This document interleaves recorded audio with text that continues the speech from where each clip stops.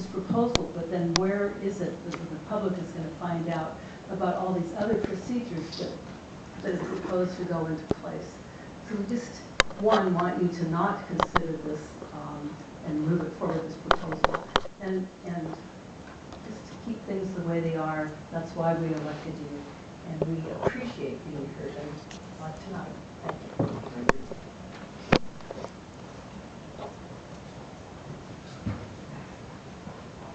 So Randy Grind, Kathleen, it looks like Sureware, and then, wow, it almost looks like Calvin T on 100, maybe, I'm sorry, 2117 is the address. Go ahead, sir. Hi, my name is Randy Grind. I live at 857 164th Place in Crossroads. I'm not going to repeat others because there's been a lot of that already, but I would like to point out, just as a point of information, that there's a fine soft clock right here. When the yellow light goes on, you know your time is almost up. This is a complex issue, especially for those of us who aren't used to law. I had to talk to 2 former council members today about quasi-judicial hearings to find out what the limitations of them are and the constraints you're under. I still can't say that I understand everything, but I do get at least a flavor of it. I think it would be a good idea, before you make your final decision, to explain what those limits are and how the decision, if you choose to go forward, is going to be better. There were a few things that you'd mentioned already about how you are prohibited from talking to constituents under the current process, and that restriction would be lifted. But how does that help? It would be great if you could improve the proposed new process to expand what relief people have when they feel that they're being railroaded. We definitely don't want that. That's really all I have to say. Just give us a little more information. Thank you. Thank you. Kathleen, followed by, again, I think it's Calvin, and then Arthur Roby.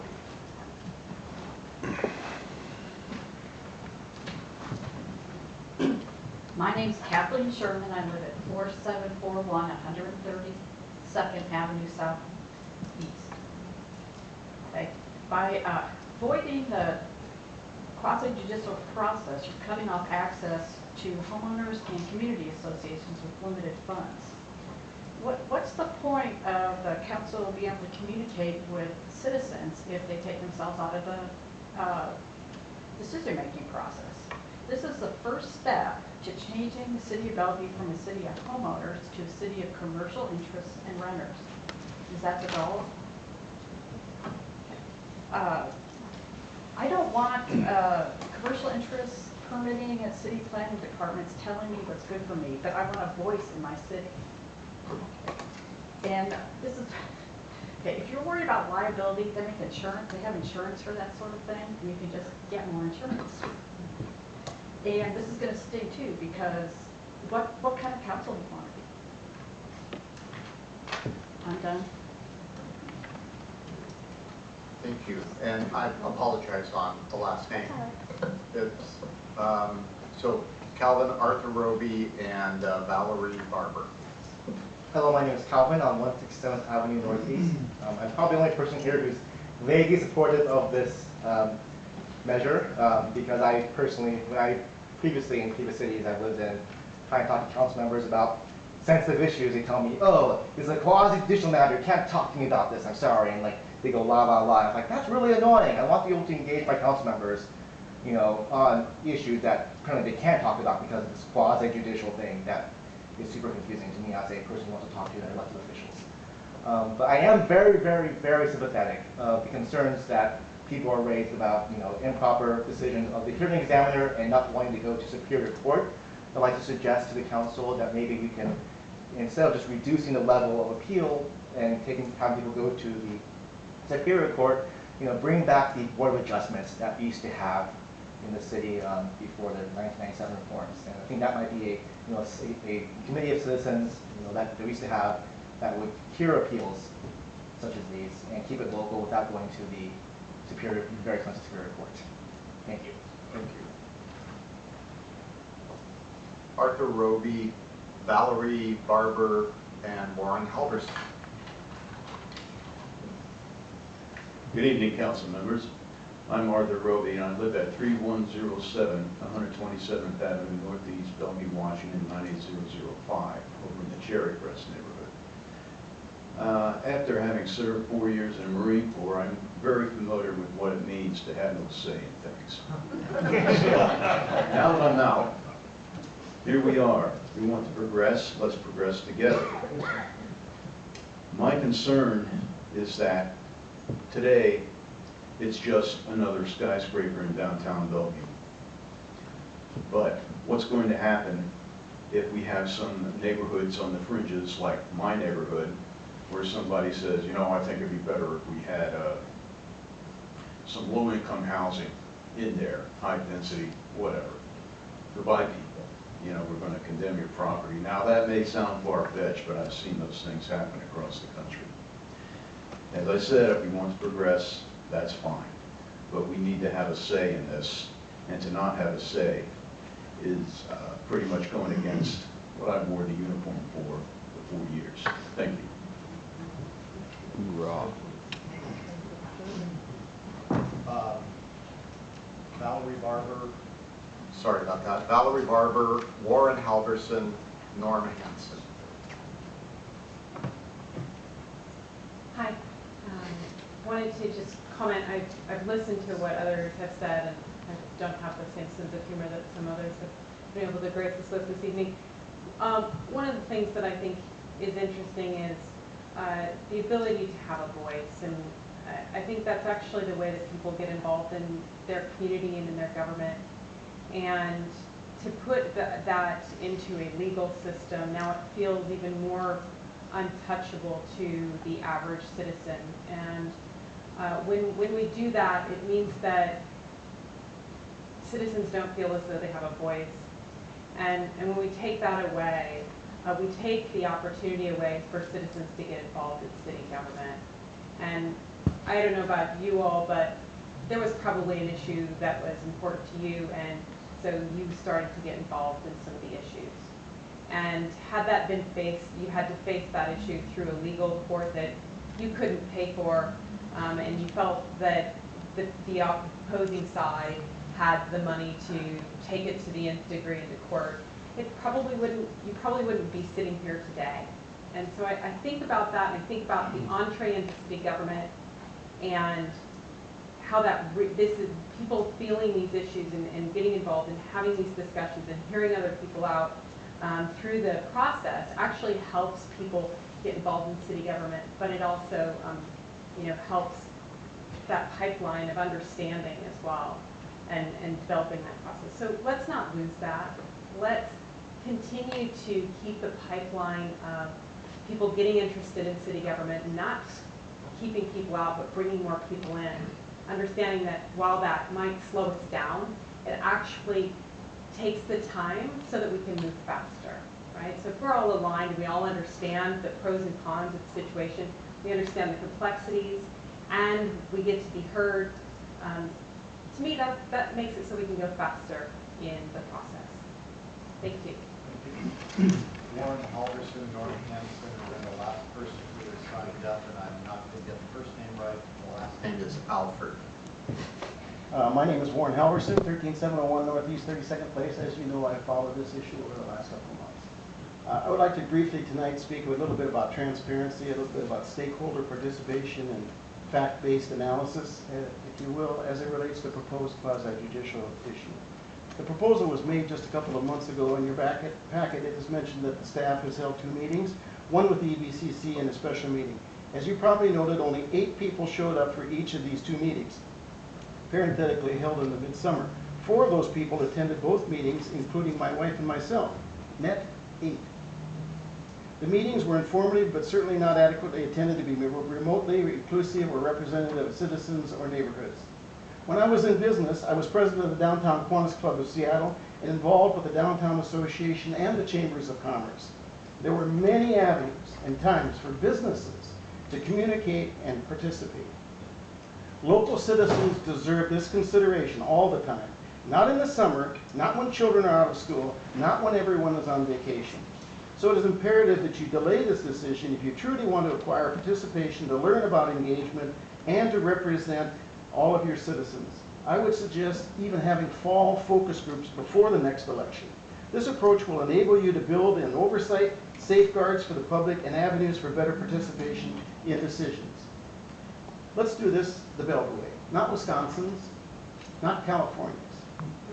In May, several council members said, assuming we make this change, it should be in the future, either after all major projects or proposals are decided and or after all current council members have left the council. One of those two. Either everybody leaves or all the projects are done.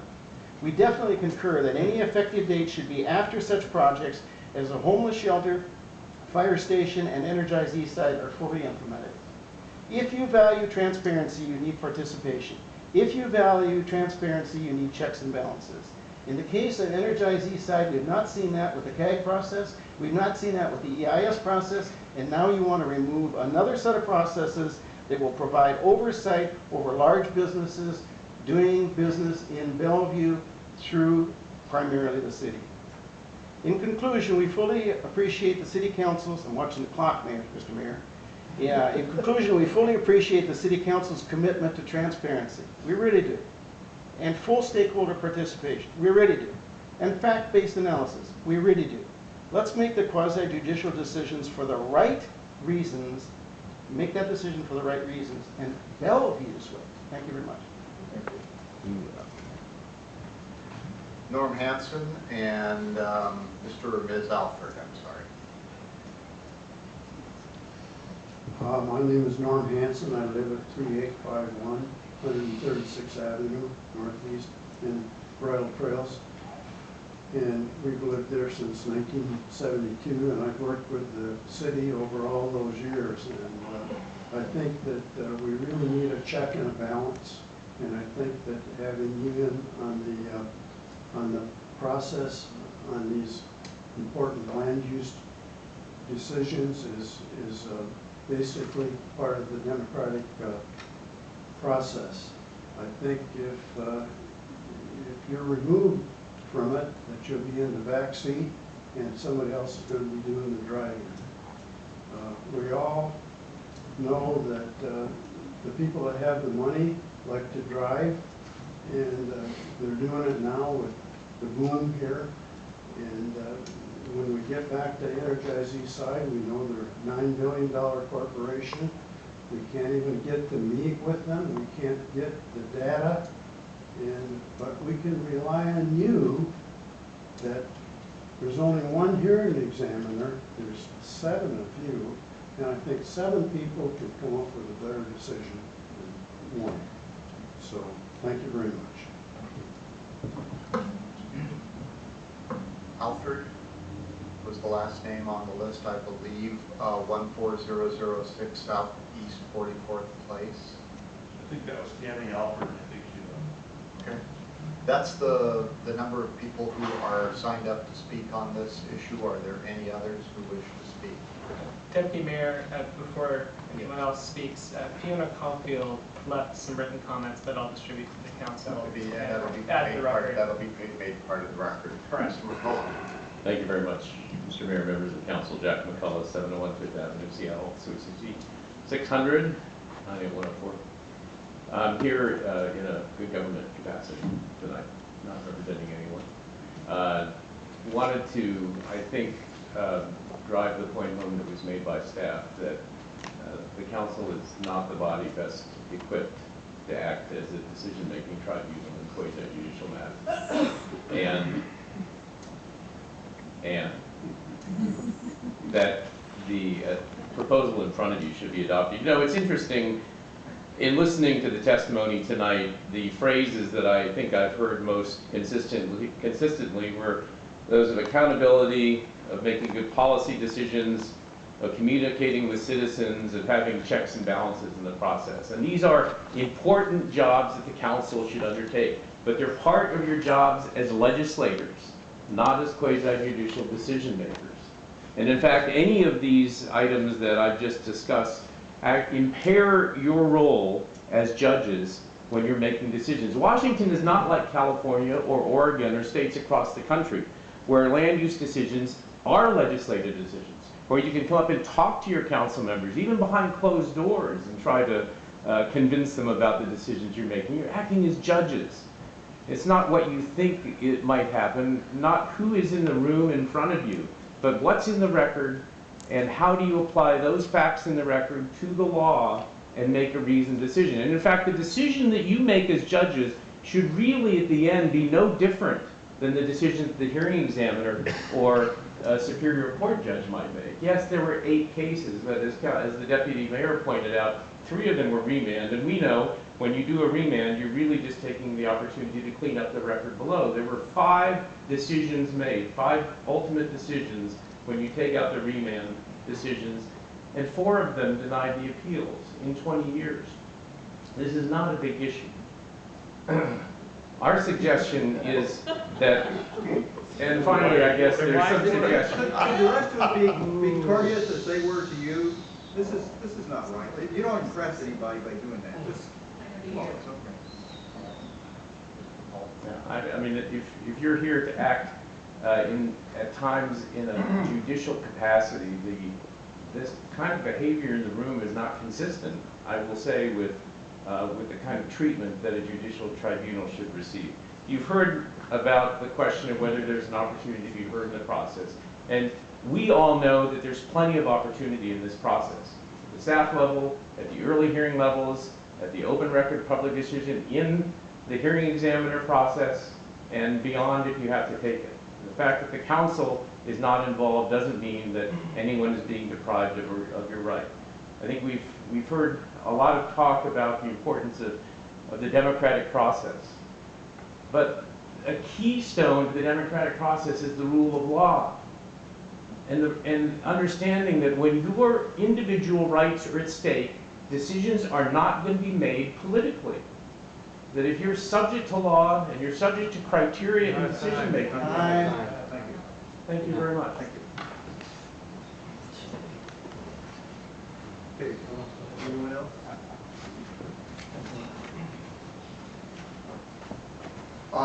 Just before you go, I need to take care of some house cleaning. I will move to extend the meeting until 10:45. Motion's been made and seconded to extend the meeting to 10:45. All those in favor say aye. Aye. Aye opposed. Motion carries. Go ahead, sir. Thank Hi, you. this is Colin Getty from 7242 Lakeland Boulevard Southeast. So first off, I'd just like to thank Drodowski for articulating the public sentiment in a way that is difficult for everyday citizens to express in this kind of political environment. So I just want to say, please heed our words in retaining democratic rights in the best way for the public to gain political influence, which is local governance. Forgive me for my limited scope. I've just prepared this while sitting here amongst everybody else. I'd like to walk through a couple of points made by our esteemed amendment proponents to request an elaborate description of council judiciary intent provided the implications of this LUCA. So the first point they made in detail was to enhance participation and stakeholder ability to get involved in land use decisions with increased notification channels. While that message is greatly appreciated, this directly contradicts the amendment to remove quasi-judicial process and public involvement. How does earlier and higher frequency of public notification enable the public to get involved, given the intent to remove our only method of direct, decisive action? The second point, to improve process fairness for all stakeholders and reduce risk of bias, also directly contradictory with the implications of the code amendment. Improving process fairness demands broadening stakeholder involvement, not diminishing it. Isolated applicant control and land use actions will only reduce risk of bias from stakeholders not directly benefiting from the applicant's permit. Without placing blame on the council, I'd like to say the language evoked by this amendment is reminiscent of top-down elitist bureaucratic governance measures used by corrupt officials driven by individual profit. Last point, increased city council exposure to the public. Related to my earlier comment, please elaborate on the intent of this point. Expanding public contact and understanding of land use actions does not equal enhanced public exposure and involvement. Effective public involvement is our ability to have direct influence on land use proposals. So to the amendment proponents, I'd like to ask, do you live in a jurisdiction affected by this amendment? If process 1 or 3 development is proposed across the street from your house and significantly impacts you and your family's livelihood, would you want your voice to be heard?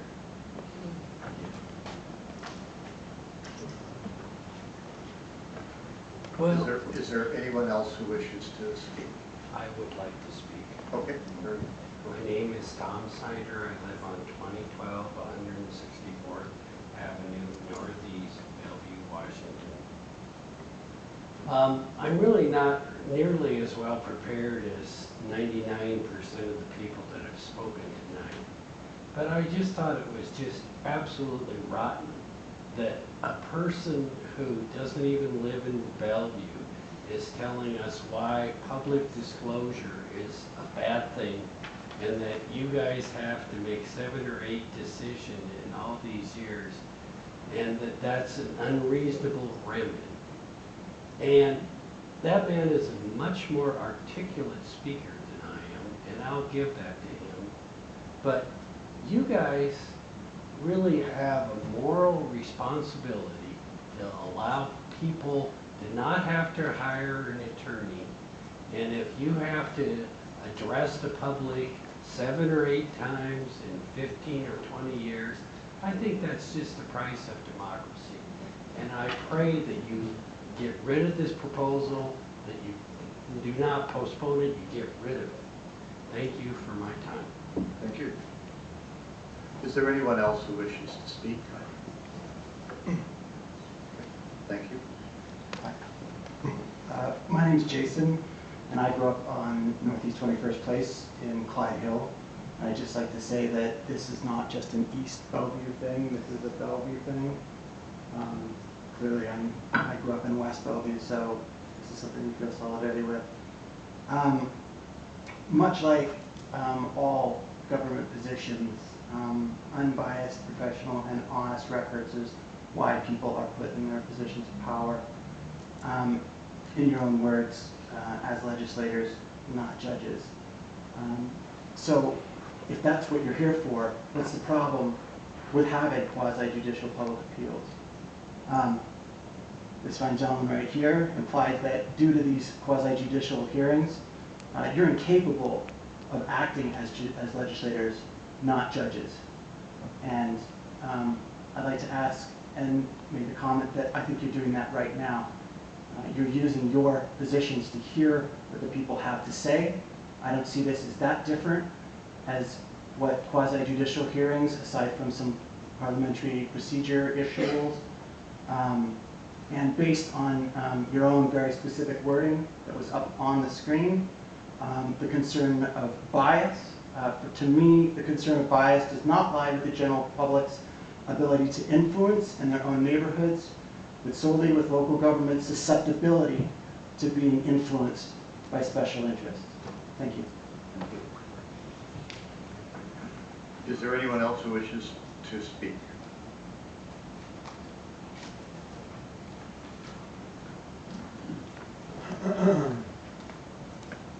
Good evening, my name is Heidi Dean. I reside at 11661 Southeast 56th Street in Newport Hills. And correct me if I'm wrong, Mr. McCullough, but it seems to me that your law firm represents Intracor. Is that correct? I know that for us in Newport Hills, we have experience with that developer. And when we talk about bias and influence with the council, Intracor is one of the biggest contributors, campaign contributors to several of the council members. So there is bias. It's not necessarily coming from the citizens. Let's talk about bias. But really what I wanted to say is so many people made the points that I had been sitting back there wanting to make, particularly about having access, talking to the council members. What is the point? What's the point if with this whole thing with the quasi-judicial and saying, we can't talk to you and if we do this? There's no point if you put your decision-making with somebody else. And the other thing is this. I'm raising a teenager. Councilmember Robertson, you're raising a teenagers. And I'm assuming that all of us were taught by our parents that, if Johnny jumps off the bridge that's, 700 feet high, are you going to do the same thing? Is it really wise to do that? Why then, just because Everett or Mercer Island or some other jurisdiction is choosing to make these decisions, and why are we going to do it? Why aren't we being Bellevue? Why do we always have to do what somebody else is doing? Why can't we do what's right for us? I keep hearing you guys co-opt Jared Greenhouse's The Bellevue Way. What does it actually mean to any of you? I don't think you know. I know what it means to me, but what does it mean to you? So let's do things the Bellevue way. Let's make decisions for Bellevue and its residents, not for you. Thank you. Thank you. Is there anyone else who wishes to speak? Come on down, Mr. O'Donnell. Come on down. Clean up better. It would not be a public hearing without you. Thank you. I appreciate that. Shelmanek. Good evening, Mayor Stokes and council and audience and citizens of Bellevue. I'm Steve O'Donnell. I live at 13945 Southeast 47th Street in Bellevue. I've been here in Bellevue on the east side and the south end since 1972 with my wife. And I've never seen anything. I've been active in politics and active in our community since then. And I've never seen anything being considered more preposterous. It's just ridiculous. We have 100, 150, 200 people here tonight, packed house, standing room. And there's only one guy in the room who's for this thing. Speaking. The revised Code of Washington, speaking of the Open Fairness Act, does not prohibit ex parte communications. It just says that when you're acting in a quasi-judicial manner, that communications are disclosed and who you meet with, how many people, where you met, what time you met, and what did you discuss? Well, that's transparency. It doesn't require that you have to abdicate your responsibility and, put your tail between your legs and run and hide from people. I'm the co-founder and past president of SENSE, the Coalition of East Side Neighborhoods for Sensible Energy. We like to say the E stands for every neighborhood. And I think it's really impressive tonight that in the middle of the summer, on short notice, that so many people came out and some really wonderful and excellent, really thoughtful testimony tonight. And I would urge you, I was thinking that along the lines that this should be deferred. And I don't know if it was Barbara Braun or one of the gals that gave testimony said this thing ought to just be dropped. And that was the best comment I heard tonight. So thank you very much for your time and your thoughtful consideration on this matter. Okay, one more time to ask, is there anyone else who wishes to speak? Anyone else who wishes to speak? Anyone else who wishes to speak? I move to close the public hearing. Second. Motion made and seconded. Close the public hearing. All those in favor say aye. Aye. Opposed? Motion carries. The public hearing is closed. Okay, we have a few minutes. Anybody have any comments at this point? Discussion on this? I will go very quickly, and please sit down. The hearing's over. Hearing's over, sir. No, it has nothing to do with Sit down. Didn't you just ask? You just asked for other comments, I can. No, it was, from Oh, I'm sorry. We misunderstood. Okay. I said any comment. Okay, sorry about that. So I'll just make a couple of comments. First of all, thank you all for coming out tonight. And it is, I'll just tell you, there are two very different perspectives. There's the perspective that you have, and I really thank you for coming out and expressing it tonight. There's the perspective that I have when we get into not the public hearings that we're having today, because this is what we do. This is what I ran for council to do, which is to legislate. That is to make policy, to determine how the process will move forward. I didn't run for this job to decide what size the tree well will be when they dig around the tree in building a home or a condominium, which, as I remember, is what we remanded Torello for, was to determine how the tree wells would be dug and what the fencing would be around the trees that were going to be saved. I didn't run for this job to be a lawyer, because I'm not a lawyer. And that's what the quasi-judicial system puts on us. I'll tell you the way, there was a question about, you know, this isn't an East Bellevue thing, it's a West Bellevue thing too. Yeah, you're right. The helipad was very important to my neighborhood because it was right outside my neighborhood. I was in the position where, and this is the way I approach when we get after the permit is filed on quasi-judicial matters. I don't engage with people in conversation. I don't read your emails. The emails come into the city, I know that they're going to be there, but I don't go into it. I don't read it at that point because I know that when this comes before me, the only thing that I can consider, the absolute only thing, is what is on the record. In the helipad case, there was a question about whether or not the approach to the helipad was on the 310 or the 270. Was it directly west or was it slightly off of west? In theory, I wasn't even supposed to look at the compass on my car driving up Northeast 8 to determine that. In theory. I mean, that is how weird it gets. As a council member, if we make a mistake regarding this and the issuance of permits, we can be, it's one of the very few cases where we can be held personally liable. Personally liable. I don't want to be in that position. That's really not what I ran for. But I've also heard that I think the thing I heard tonight that was the most important was, if it's not going to do any good, why would I want to be heard?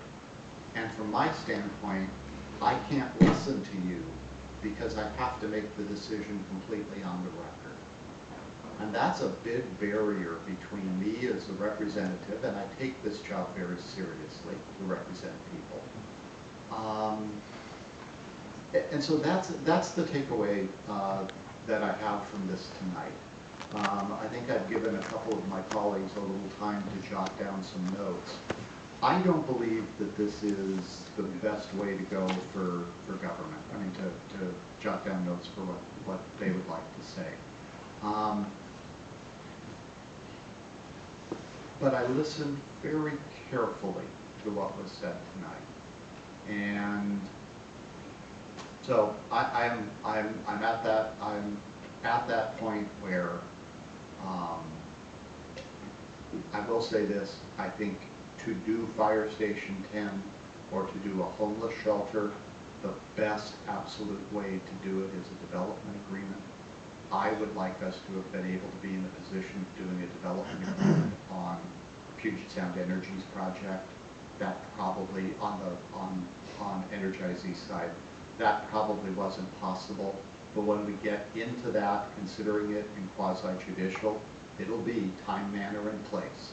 It'll be what time can they work on it, how are they going to build it, and where are they going to do the building within the route that they choose. That's what we will be able to influence. I have to say that the strongest argument was the remand, and I'm one of those who has asked the questions that has gotten some cases remanded, and that really did simply clarify the decision. It found out that the hearing examiner made a mistake in transcribing when he said red is green. But it really didn't make a darn bit of difference to the outcome of the case, right? Because it was just it was an error, and the totality of the record proved that the decision was the correct one. I'm going to stop at that point. I probably took up too much time, and I will move to extend the meeting till 11 o'clock. Second. Motion's been made and seconded to extend the meeting to 11 o'clock. All those in favor say aye. Aye. Opposed? Aye. Motion carries. And I do mean it when I say I appreciate the testimony tonight. I really, really do. Okay. Okay, so I'm not ready to make a decision tonight, but I am willing to speak about my thought process and where I think we can go from here. So I agree with Deputy Mayor about the connection between legislative and judicial. We are legislators. And if we do our job right and make the code right, then it doesn't matter who's driving the car because we've designed the car properly and it will work and take the people where they need to go. I appreciated Mr. Hansen's, can't even speak anymore, example of that. But if we do our job well, that means if we have the land use code right, if we have, and if we pick the right city manager who will make sure that the staff are working in the public interest and following the code and following the policy direction of the council, which I believe is the case. If we do our job well, then you don't need the safety valve of having the council as a judge. Adding an appeal, keeping the appeal to the council or adding an appeal to the council doesn't really save people attorney's fees because history has shown that every one of those 8 appeals had a land use attorney or 2 or 3 in place. And it's also important to note that the one reversal of the CUP, no, it wasn't a CUP, it was a plan unit development. The hearing examiner actually ruled in favor of the neighborhood's objection and denied the permit, and the council, that was the reversal. So, because we felt he didn't apply the code correctly. So it didn't do what a lot of the folks here, I think could happen. Because when the council's sitting as judges, we are limited to the record. And although we had someone testify that we can take ex parte contacts, most of us will avoid it because we would have to, number one, remember them all, mention who was there, when it was, what was said, and that's really hard to track if you're taking lots of emails, if you're having lots of meetings with all sorts of parties. And even if you then disclose all of that on the record, if you're able to track all of that, then you can be challenged for bias, because the law says that as sitting as a quasi-judicial judge, you not only have to be fair, which I believe every council member typically is, but it has to appear fair. So even if you are actually fair, if you've been meeting with one of the appellants, the other side can challenge you for cause. So that's why council members tend to scurry away in the grocery store when there's a appeal pending if they see someone who's involved coming to talk to them. It's not because we don't like you, it's not because we don't care. I want to be able to hear from the public, which is why I do not like the quasi-judicial process. And as a land use attorney, I can understand the law, I can understand our code, and I can do it. I'm the only one on council, and even I don't think it's necessarily the right role for the council. The other thing I've been weighing, and I've been listening to people, and I really, it's hard because I always want to do what I think the public wants us to do, what is in the public interest. As a city attorney, that's my day job. I always want my city councils to not be the decision-making body, because when you have a city council, none of whom are experts, making decisions, you often do get the political decisions. And I'm not worried about being sued personally, although that is an issue. I'm much more worried about wasting taxpayer dollars when the city's sued for money damages for making a political decision and not one that is based on the record, based on the law, as we are required to do. And I don't think it's in anyone's interest for the city to be doing things that create liability and put us on the hook of having to pay damages. We are a self-insured city, and so when we pay damages out to a certain extent, it is not some insurance company deep pocket, it is taxpayer dollars. So that's one of the things that's important to know. However, I want to make sure that there's a couple things that I am wanting to have happen before, didn't get a chance to rewrite my comments, before I'm ready to take action on this. One of the things that I talked about the last time this came up was wanting to make sure our land use code is, the car is designed and built right. And there's three big issues that have been mentioned: Energize East Side, homeless shelter, and the city's fire station. The city is the developer on the fire station, so that's not one that the council voted to do that project. I don't know that it really serves the public to have us then be checking on our own project. You wouldn't have a developer be their own judge on that one. But number two, on the homeless shelter, we do not have the code in place for us to abrogate that responsibility. And until we have the code in place, I am not willing to pass the quasi-judicial change in process. And we're going to talk about this next week, but I'm really wanting to see a homeless shelter code, much like we did with the marijuana, that addresses this use, that defines it, that has conditions, that has criteria, that has a process with maybe a two-pronged conditional use permit and a development agreement with the city's a partner, that sort of thing. And then the zones that they're allowed in. I'd like to see that developed, and I don't want to take action on the quasi-judicial until the night that we take action on that or after. Because, like I said, we got to build the car before we're willing to turn over the keys to another driver. So we also talked about some other changes, potentially with the energy code. I don't know if those are coming forward. But I'd like to make sure that we have the land use code in place that we as legislators can be proud of and know will work to make sure that the public's interests are protected. So I'm getting really tired of not speaking very clearly anymore, so I'm going to hold there. But I'm not wanting to take action tonight, but I do want this to come back at a later time when we are ready to take action on those other things which are yet to be written. Thank you. Do we need to? Yes, I am. Lynn's ready. Well, We have 10 minutes. with 10 minutes, depends on how long. There's 4 of us left to talk. So. You have a good time for me to weigh in? Yeah, you want to weigh in, go ahead. Okay, thank you. So I'm calling in from out of town because I care so much about this issue. And I really value the concerns expressed by the people who spoke tonight and by my fellow council members. I think they're all very good points.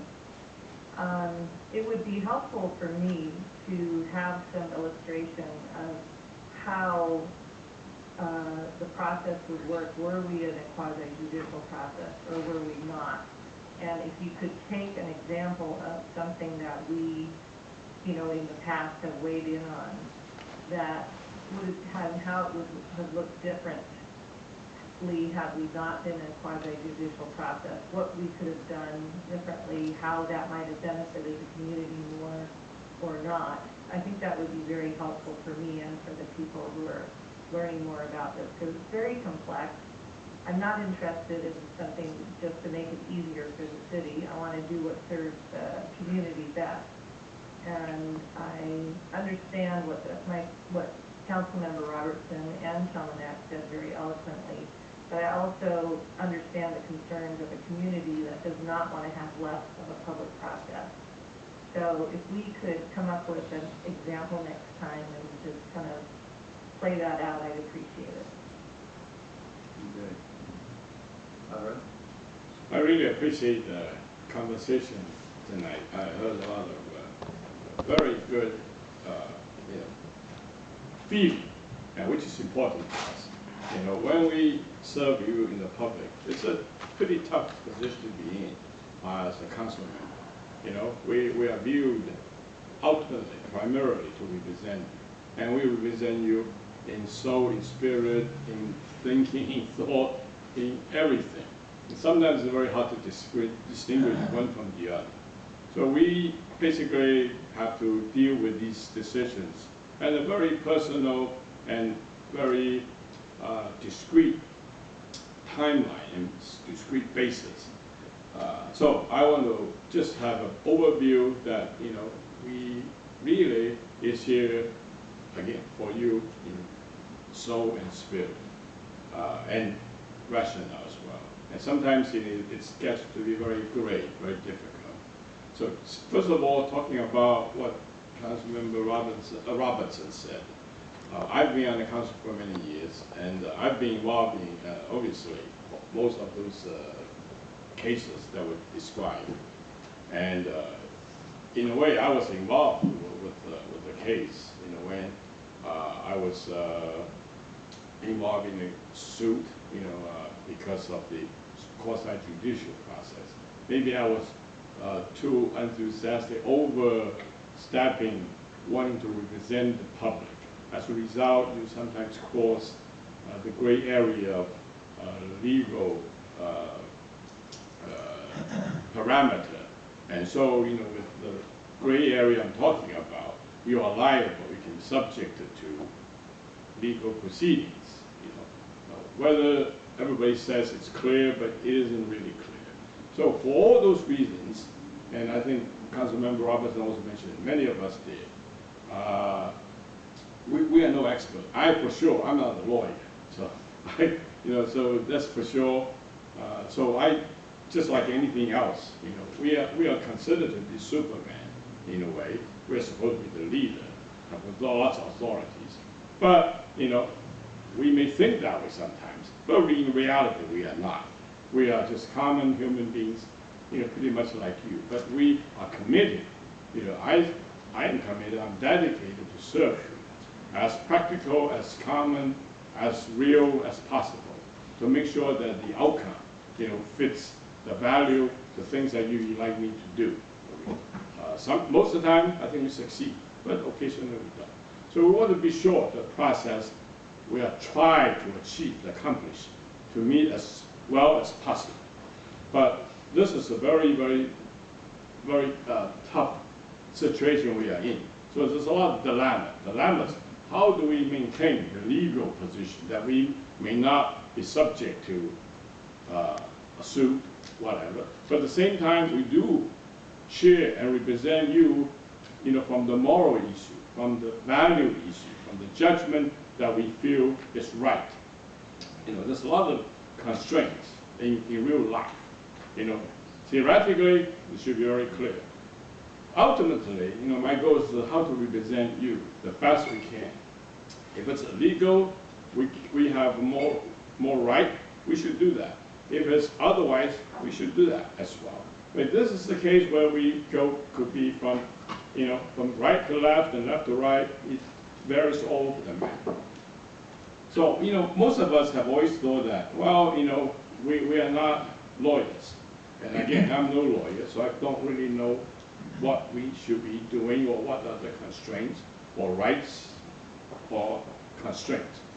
But we just have to depend a lot on people. I defer to my colleague, who's a lot more versed in legal representation. So I think there's definite opportunity for us to share with each other, and similarly to the staff. But to me, after listening to you, and really, more importantly, you are really what we should represent. Whether it's really legal or not legal, or whether it's moral or whatever, but it's you. You are the people that elected me. You elected me to represent you. So that puts even bigger dilemma. Before we went through this whole discussion, some people mention it's not a big deal. Why would bring it up even? But unfortunately, for some reason, mysteriously, it's brought up for discussion and change. And especially in a time when people, generally speaking, that people are frustrated. People feel that you are not being heard. People feel that you are not being represented. There's a real frustration going on in this country. And many things that have just happened in the last couple of years that has really magnified, this feeling. So I think it's just a wrong time, wrong place, and wrong situation came up. But we are facing it, unfortunately. It is upon us, and we have to make a decision. So so far, I think that we need to figure out, ultimately, I do, what's the best way to represent you? What's the most effective way to represent you? I agree loud and clear when somebody says, government's not supposed to be efficient. And I agree 100%. We are supposed to be deliberate, we're supposed to have dialogue, we're supposed to communicate, and that's what you told me when I was listening to it this evening. The process is very important. We need to. I'm not in a rush. I'm not going to quickly decide. I did not raise this question. Why are we making the change? If we do, it's a very important issue. Right now, it's important. Maybe 3 years from today, it's not. 5 years before, it's not. But now it is. It is to you, to public. It is to me, because to you. So there's no rush to make this decision. We need to, it's important. For this audience, for you that I represent, it's very important to you. So it's an issue we need to spend time, we need to have dialogue, we need to talk about, we need to discuss, we need to debate. Right or wrong, I'm not sure what is right or wrong, okay? Legally, it's probably good to look at it and change it. Because, again, for many reasons that we articulated. But in terms of representing you, your feeling, your value, what's important to you, we need to take time to think through it. Somebody says, let's drop it. Okay, this might be the issue, right? But we don't know that yet. I don't think I want to make the judgment. I think we need to have the time, however, definitely. If I have to make a decision now, I would say, let's drop it. But I don't believe that's probably the right thing to do, because that's not what you want to do. Let's have a discussion. Let's have a dialogue. Let's take the time, really understand it. Let's understand the ramifications. Do we actually represent you better, right? To go to court, or because if we represent you, it doesn't matter where you're from, whether we are in a poor community or rich community, we stand behind you. The city of Bellevue stands behind you. It's not you. If we do our job, we need to represent you. So I don't think that's a big serious consideration for me. The real consideration is, what does the community feel, how we best can represent you? That's the question. So there's a lot of good things we heard, a lot of things that I agree with, and it sheds a lot of light. Just imagine, how many 2 hour listening? I think that makes a lot of sense. So imagine somebody suggested we need to have a committee to look at. Stop so we can extend the meeting. Okay, so I'm done, but this is what I feel, and thank you very much for coming out and sharing with us. We listen, I hear you, so thank you. It's now 10:55. We've got an ordinance and 2 resolutions to also take care of. So my motion is to extend the meeting until 11:15, complete discussion on this item, take care of the items under item 11, and proceed to adjournment. Second. Motion's been made and seconded, to extend to 11:15. All in favor say aye. Aye. Opposed? Motion carries. Councilman Simmons. Thank you.